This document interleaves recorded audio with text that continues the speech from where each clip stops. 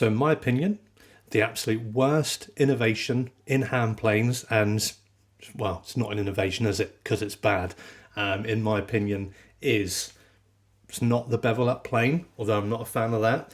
It's not super thick plane irons, although I'm not a fan of those either. But in this Stanley that I purchased, it's the two-piece cap iron.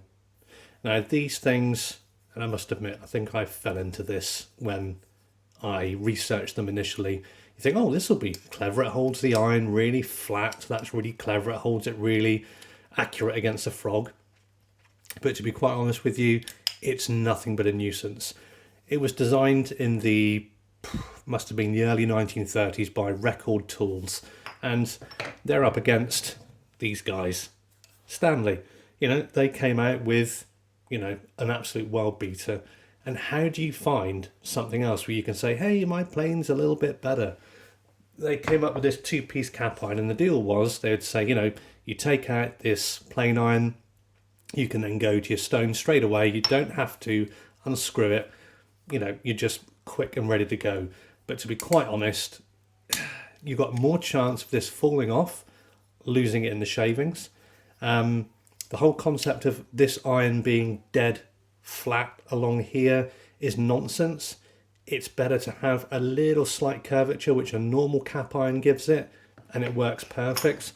Say for instance on this wooden plane, you know, with the cap iron fixed to it, you won't be able to see this on the video, but naturally it creates a slight springing, which allows, and you can see on this plane at here, it forces contact at the top. And if any of you actually use tools and hand planes, you will see on your own things as well where the wear marks are, you know. Here on my Stanley number 4 that I use regularly, you can see where it interacts with the top of the frog just here. The contact patches are minimal, you know, but this is absolute rubbish in my opinion. I'll be selling it on eBay soon. There was a company called Clifton who picked up with it, and this is actually their version of it.